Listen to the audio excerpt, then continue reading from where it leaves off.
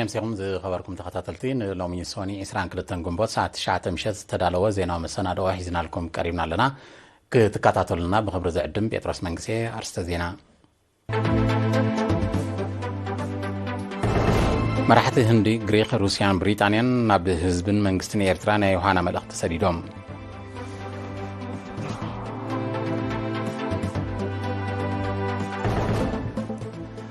صنبل ناطنت بدرجة زواجاش باركا عبد بارنتو بالعلم معرض تخبيرو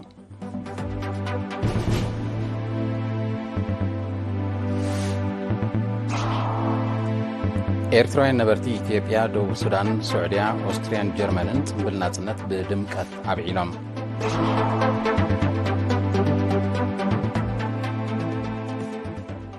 أمريكان كلتاو زمدناتات مس تشاينا ناب كونع مسمر نمملاسو كتسرح منغستي تشاينا تصويون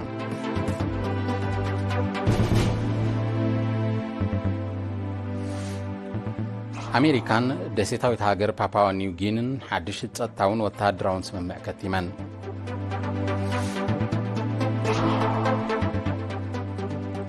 أب زحالفة 51 عامتات مس بهاريا وحادقاتات بزتأساسر بوعدو 3 مليون سبات كم زموتو تقريبا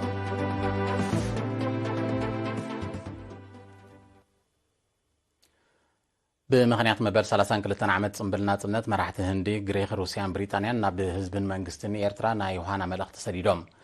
بريزيدنت هندي دروبادي مورمو بريزيدنت غريق كاترينا كالينا روبو بريزيدنت فدريشن روسيا فلاديمير بوتين كمون نغس عباي بريطانيا تشارلز سادساي أبسردو ملأختي نبريزيدنت إسياس أفوركي مدوطعنا ني إيرتران هزبان دما راهوان بلتصقنان تمنيم مراحة هندن روسيان بتوسخي تبق حبناتاوي زمدنا هاجراتهم مس إيرتران كلتاو رابحاتات بزاقلقل منقدي نممع بالون نمدل دالون كم سرحو الرقاقيتهم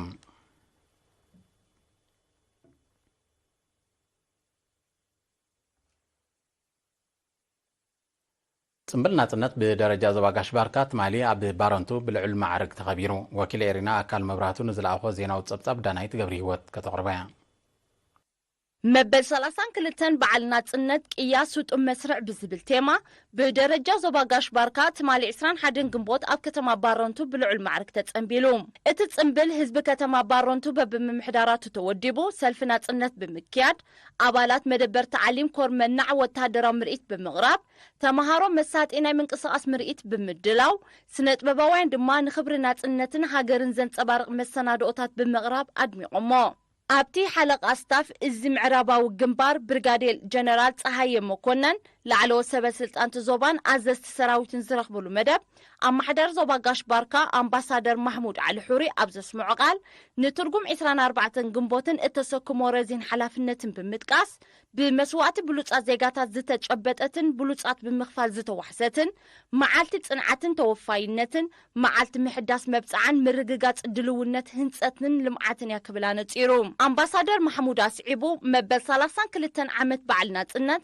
أفولين تاريخاون مدرخ تصنبل مهلاوا فليتن دمقتن كم زغبرا اتقند حيلنا دما أمست مسرع سلازخونه ممليسو كخلعن كورارسن كم زغباء دحر مبراه بدرجة زوبات تحيزو زلو قدامنتات لمعات زرزيرو أوها هادش ما قلب على زوباقاش باركا أتو إدريس صالح هزبي أم معراق عودت سواء هيامنا تصنت موداب سلفتاتنا تصنت ممعراق كما وداساتن كال انزر يوزلو توفاينا دحر ممقواس نأبركتو جاقانو آبالات حيلتات مكلخال إيرتران سنت بباوين تزوبان أمسجينوم أبتا أقات أمي نمدرخاو مختات صنعات عوت لمعاتن معبالن إيرتران هزبان ما أكل زقبرة بتلهي زتسنية حدث درفتات بقانقواتات كوناما نارا بداوية تقرن تقرنيان ساهو كمون موزيكاو درامان قطمتاتن قريبو بزيكاتي بدرجة زوبات زتخايدت صنبل أب 16 زوباتات قاش باركان كل 216 من محدارات كبابن كاب مفارق ورحقهم بجميرو مدبات صنبل ناتصنت بالعلم معرق يقتصل الله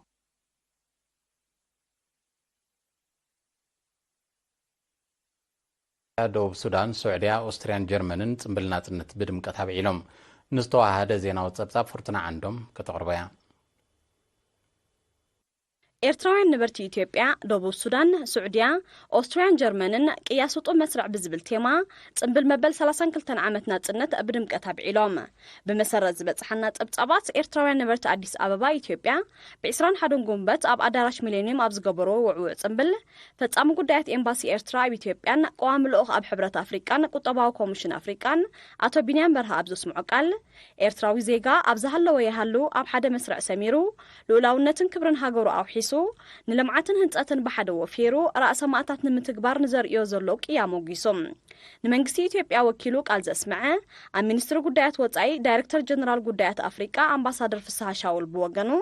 ድሉውነት ህዝብን መንግስትን ኢትዮጵያ ንምሉእ ሰላም ሓበራዊ ልምዓትን ምምልላእን ብምርግጋጽ ንብሩህ ሓበራዊ መጻኢ ብሓባር ክንሰርሕ ድልዋት ኢና ክብል ገሊጹ ንኣቦ መንበር ኮሚሽን ሕብረት አፍሪካ ዝወከለ ምክትል ሓለቃ ስታፍ ናይቲ ኮሚሽን ሚስተር አሌክስ ሬይት በይብ ወገኑ ንሓያልን ንጡፍን ኣበርክቶ ልኡኽ ኤርትራ ብምሙጋስ ዘላቕ ሰላም ኣብ ዞባ ቀርኒ አፍሪካ ንምውሓስ ኤርትራ ንእትፃወቶ ዘላ ኣገዳሲ ተራ ምስጋና ኣቕሪቡ እቲ ጽምብል ካብ ኣስመራ ዝኸደት ጉጅለ ባህሊ ስብሪት ብዘቕረበቶ መሰናድኦ ደሚቑ ነይሩ ብኻልእ ወገን ኤርትራውያን ነበርቲ ጁባን ከባቢያን ደቡብ ሱዳን ኣብ ዘካየድዎ ተመሳሳሊ ጽምብል ኣምባሳደር ኤርትራ አቶ ዮሃንስ ተኽለ ሚካኤል ኣብ ዘስምዖ ቃል ህዝብን መንግስትን ኤርትራ ኣብ ዝሓለፈ 80 ዓመታት ብዙሕ ዝመልክዓቱ ተጻብኦታት ሰጊሮም ናብ ርሁብ መዋዕል ኣብ ዝምርሽሉ መድረኽ ተሰጋጊሮም ከም ዘለዉ ብምጥቃስ ኣብ ዝሓለፈ መድረኻት ቅያስ ዝሰርሐ ስጡም መስርዕ ሕጂ እውን ቅያ ከም ዝሰርሕ ዘጠራጥር የለን ክብል ገሊጹ እዚ ከምዚ ኢሉ እንከሎ ኣብ ስዑድያ ማሕበረኮም ጅዳን ከባቢያን ብ18 ጉንበት ብልዑል ህዝባዊ ተሳትፎ በዓል ናጽነት ጸንቢሎም ሓላፊ ህዝባውን ኮማውን ጉዳያት አቶ መሐመድ ዓሊ መሐመድ ስዒድ ኣብ ዝሃቦ ቃል ራእይና ንምስማር ዘቤታዊ ሰላምን ጸጥታን ወሳኒ ብምዃኑ ዜጋታት ብልዑል ንቕሓት ክሰርሕሉ ኣዘኻኺሩ እቲ ጽምብል ተምሃሮ ኣህጉራዊ ቤት ትምህርቲ ኤርትራ ብዘቕርብዎ ባህላዊ መሰናድኦታት ዝማዕረገ ነይሩ ብዘይካዚ ኤርትራውያን ነበርቲ ቬና ኦስትሪያን ፍራንክፈርት ጀርመንን ወጻእተኛታት መሓዙት ኤርትራ ዝተሳተፍዎ ድሙቕ ጽምብል ከም ዘካየዱ ከካቦትኡ ዝበጽሐና ሓበሬታ ኣፍሊጡ ፍልጠት ዕጥቅና ልምዓት ዕላማና ብዝብል ቴማ ካብ 17 ግንቦት ኣብ ኮሌጅ ምህንድስናን ቴክኖሎጂን ማይ ነፍሒ ክካየድ ዝቐነየ 10 ፌስቲቫል ትካላት ላዕለዋይ ትምህርቲ ትማሊ 21 ግንቦት ተዛዚሙ 10 ፌስቲቫል ትካላት ላዕለዋይ ትምህርቲ ኣካላውን ኣእምሮኣውን ብቕዓት ተምሃሮ ዝብርብር ኮይኑ ስፖርታዊ ንጥፈታት ምርኢት ምህዞን ሰንዓን ቅብኣ ቅርፃ ባዛር ባህላውን ስነ ጥበባውን መደባት ኣካዳሚያዊ ብቕዓት ተምሃሮ ዝፍትሽ ትምህርታዊ ውድድራት ከምኡውን ንቕሓት ተምሃሮ ኣብ ዝተፈላለየ ጉዳያት ዘህብትም ሰሚናራት ዘጠቓለለ ነይሩ ኣብ ወንበር ዋሃዲት ኮሚቴ ፌስቲቫል አቶ የናሳር ኣያብ ዘስምዑ ቃል ተምሃሮ ብምቕሉል ጸጋታት ኣብ ውሽጢ ሓፂር ግዜ ኣሳታፊ መሳጥን ፈጠራውን ትሕዝቶ ምቕራቦም ሞጊሱ ኣብ መወዳእታ ብባህላዊ ትምህርታውን ስፖርታውን ውድድራት ኮሌጅ ንግድን ማሕበራዊ ስነ ፍልጠትን ዓዲ ቀይሕ ብምርኢት ኤግዚቢሽን ድማ ኮሌጅ ምህንድስናን ቴክኖሎጂን ማይ ነፍሒ ክዕወታ እንከለዋ ብኣጠቓላሊ ኮሌጅ ንግድን ማሕበራዊ ስነ ፍልጠትን ጎብለል 10 ፌስቲቫል ትካላት ላዕለዋይ ትምህርቲ ብምዃን ዓባይ ዋንጫ ተሸሊማ عوتات كوليجاتن والكسباتن كاب إيد أبو أمبر هاجراو محبر منسياتن تمارون إيرترا أتو صالح أحمد دينن حلفت كوليجاتن شلمات تقبلهم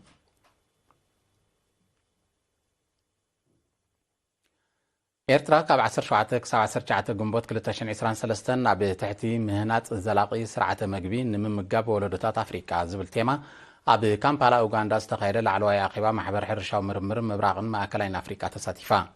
ኣብቲ ጋጣሚ ካልኣይ ኣኼባ ባይቶ ሚኒስትራት ራብዓይ ሓፈሻዊ ጉባኤ ናይቲ ማሕበር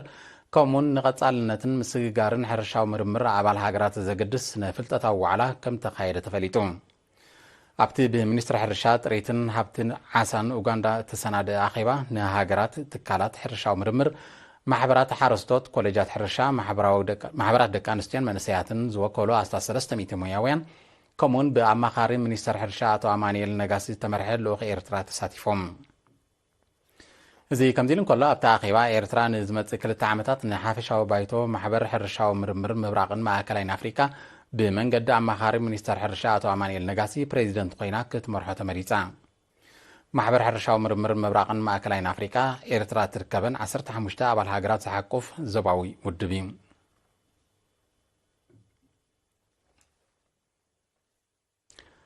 زي خبركم تحت السعب هكرا زيناتات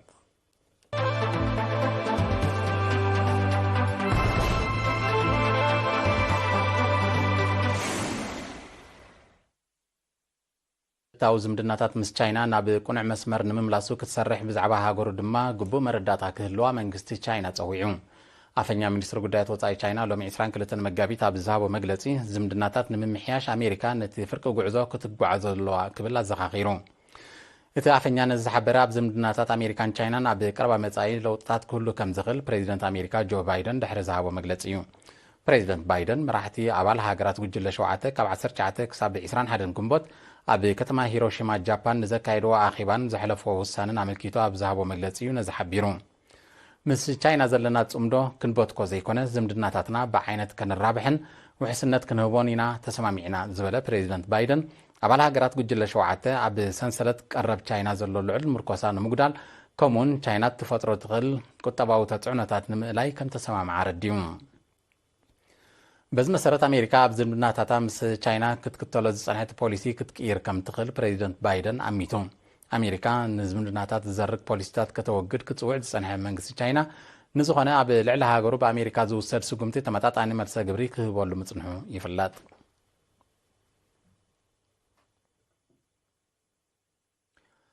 ኣሜሪካን ኣብ ሰላማዊ ውቅያኖስ እትርከብ ደሴታዊት ሃገር ፓፓዋ ኒው ጊኒን ሎሚ 22 ግንቦት ሓድሽ ጸጥታውን ወተሃደራውን ስምምዕ ከቲመን ቀዳማይ ሚኒስተር ፓፓዋ ኒው ጊኒ ጄምስ ማራፐን ጸሓፊ ጉዳያት ወፃኢ ኣሜሪካ አንቶኒ ብሊንከንን እዮም ነቲ ስምምዕ ከቲሞሞ እቲ ስምምዕ ሰራዊት ኣሜሪካ ንማዕርፎ ነፈርትን ወደባትን ፓፓዋ ኒው ጊኒ ክጥቀምሉ ከምኡውን ኣብ ክልል ባሕርን ኣየርን እታ ሃገር ክንቀሳቐስ ፍቓድ ዝህብ ብምዃኑ ኣሜሪካ ኣብ ዞባ ኢንዶ ፓሲፊክ ህልውና ከተዕቢ ከም ዝሕግዛዮም ምስቲ ዞባ ቅርበት ዘለዎም ዝሕብሩ ከም ኣካል ናይ ዝውዕል ንሕዙእ ቁጠባዊ ዞባ ፓፓዋ ኒው ጊኒ ካብ ዘይሕጋዊ ምግፋፍ ዓሳን ምንቅስቓስ ዘይሕጋውያን ገበነኛታትን ንምክልኻል ኣሃዱታት ሓለዋ ክልል ባሕሪ ኣሜሪካ ከም ዝዋፈር ድማ ተገሊጹ ተማሃሮ ላዕለዋይ ደረጃ ፓፓዋ ኒው ጊኒ ነቲ ስምምዕ ዝቃወም ሰፊሕ ሰላማዊ ሰልፊ ከም ዘካየዱ ድማ ተሓቢሩ ፓፓዋ ኒው ጊኒ ኣብ 2022 ምስ ቻይና ተመሳሳሊ ጸጥታውን ወተሃደራውን ስምምዓት ምኽታማ ዝጠቐሱ ጸብጻባት እዚ ምስ ኣሜሪካ ዘኸተመቶ ስምምዕ ነታ ሃገር ኣብ መንቀራቕሮ ጂኦፖለቲካዊ ምትፍናን ሓይላን ሃገራት ኣእቲዋ ከም ዘሎ ይረዱ እዚ ከምዚ እንከሎ ኣብ ፓፓዋ ኒው ጊኒ ኣብ ዝእንገድ ዘሎ 14 መራሕቲ ደሴታውያን ሃገራት ኢንዶ ፓሲፊክ ዝሳተፍዎ ዘለውን ዋዕላ መራሕቲ ሃገራት ኢንዶ ፓሲፊክ ዝተሳተፈ ቀዳማይ ሚኒስተር ህንዲ ናሬንድራ ሞዲ ሃገሩ ክፉት ነፃን ጸንባርን ዞባ ኢንዶ ፓሲፊክ ክህሉ ከም ትድግፍ ብምጥቃስ እምንቲ መሻርክቲ ኣብ ገስጋስ ምዕባለ ናይ ዘናእሽቶ ደሴታውያን ሃገራት ከም ትኸውን ተመባፂዑ ብኣሜሪካ ዝተመርሓ ሃገራት ምዕራብ ንገስጋስ ምዕባለ ቻይና ንምቑጻይ ኣብ ዞባ ኢንዶ ፓሲፊክ ዝገብሮ ምትእትታው ኣሓይለንኦ ከም ዘለዋ ምስቲ ዞባ ቅርበት ዘለዎም ይሕብሩ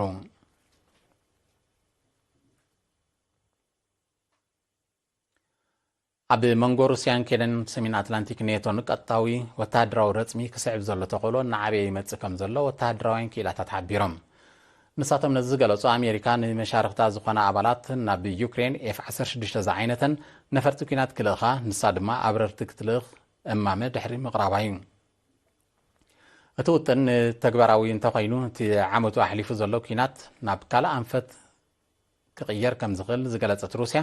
ነፈርቲ ክልእኻ ተሓቲተን ዘለዋ ሃገራት ተሪር መጠንቀቕታ ኣመሓላሊፋ ሩስያ ብርክት ዝበላ ካብቲ ሃገራት ምዕራብ ናብ ዩክሬን ክልእኾ ዝጸንሓ ኣጽዋር ከም ዘዕነወት ብምሕባር ጸጥታዊ ስጋት ኣብ ልዕሊ ዝኾነ ነፈርቲ እውን ዝሓየለ ስጉምቲ ከም ትወስድ ኣነጺራ ኣላ ሃገራት ምዕራብ ብቐንዱ ድማ ብኣሜሪካ ዝምራሕ ኔቶ ናብ ዩክሬን ክልእኾ ዝጸንሐ ናይ ቢልዮናት ዶላር ወተሃደራዊ ደገፍ ነቲ ኩናት ካብ ምግዳድ ሓሊፉ ካልእ ፋይዳ ከም ዘይተረኽቦ ጸብጻባት የረዱ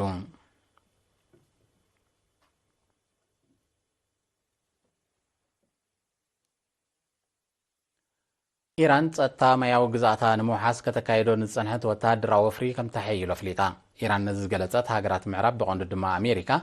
ኣብ ወሽመጥ ህርሙዝ ከምኡን ከባቢኡ ዝገብሮ ወተሃደራውን ጸጥታውን ምንቅስቓሳት ክብ ከም ተብሎ ድሕሪ ምሕባራ እዩ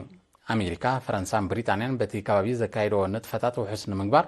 ተወሰኽቲ መራኽብ ኩናትን ናይ ኮለላ ነፈርትን ከም ዝለኻየን ገሊፀን ዘለዋ እቲ መደብ ንጸጥታ ወሽመጥ ፋርስ መሊሱ ዘጋድድ ምዃኑ ዝጠቐሰት ኢራን ክመጽእ ዝኽእል ስጋት ንምምካት ሓይሊ ባሕራን ሓይሊ ኣየራን ድሉ ከም ትገብሮ ኣፍሊጣ ኣላ ሓይሊ ባሕሪ ኢራን ኣብ ዝሓለፈ ወርሒ ሚያዝያ ኣብቲ ከባቢ ብዘካየዶ ስርሒታት ናብ ኣሜሪካ ተምርሕ ዝነበረት ትርከበን ክልተ ናይ ጽዕነት መራኽብ ከም ዝሓዘ ይዝከር እተን መራኽብ ኣብ ዝምታ ነዳድን ካልእ ዘይሕጋዊ ንጥፈታትን ተዋፊረን ምንባረን ሓይሊ ባሕሪ ኢራን ኣብ እዋኑ ምግላጹን ይፍለጥ። ኣሜሪካ ኣብ ወሽመጥ ፋርስ እትገብሮ ምንቅስቓስ ካብ ቀንዲ ጠንቂ ጸጥታዊ ዘይምርግጋእ ናይቲ ከባቢ ይኸውን ከም ዘሎያ ኢራን ክትከስስ ጸኒሓ ዘላ።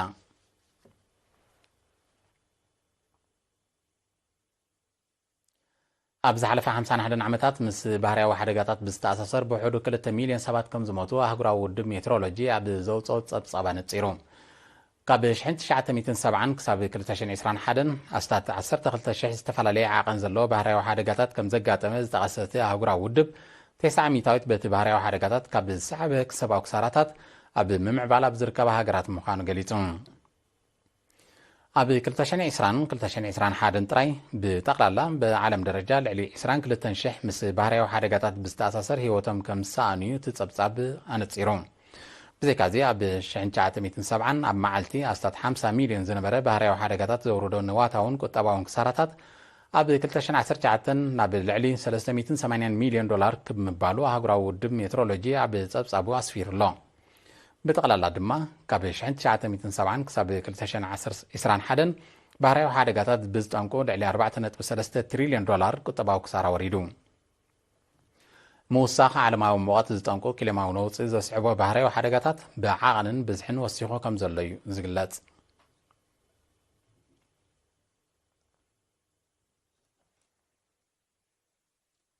ትማሊ 21 ግንቦት ኣብ ማእከላይ ሸነኽ ሜክሲኮ ዝርከብ ንጡፍ እሳተ ገሞራዊ እምባ ብምንታጉ ኣብ ነበርቲ ምምዝባል ከም ዘሰዓበ ተገሊጹ።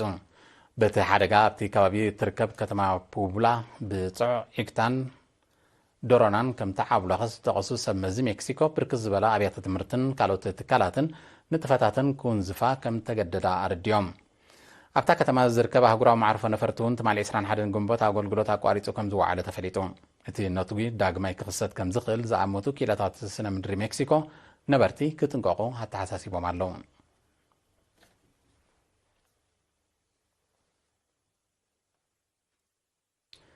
ዝኸበርኩም ተኸታተልቲ ዜና ንምፍጻም ኣርስታቱ መራሕቲ ህንዲ፣ ግሪክ፣ ሩስያን ብሪጣንያን ናብ ህዝብን መንግስትን ኤርትራ ናይ ዮሃና መልእኽቲ ሰዲዶም።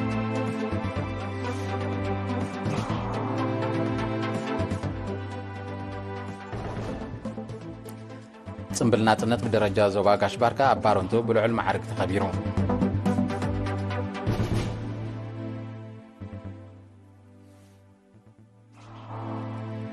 ኤርትራዊ ነበርቲ ኢትዮጵያ፣ ደቡብ ሱዳን፣ ስዑድያ፣ ኦስትሪያን ጀርመንን ጽምብል ናጽነት ብድምቀት ኣብሒሎም።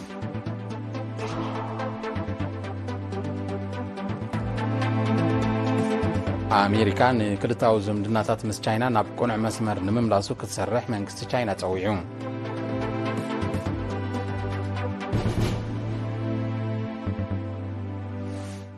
ኣሜሪካን ደሴታዊት ሃገር ፓፓዋ ኒው ጊኒን ሓድሽ ጸጥታውን ወተሃደራውን ስምምዕ ከቲመን።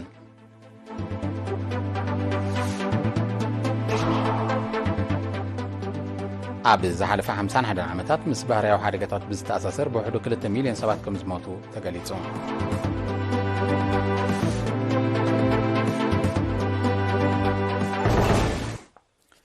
ዝኸበርኩም ተኸታተልቲ ዜና ተፈጺሙ ምስ ተረፉ መደባትና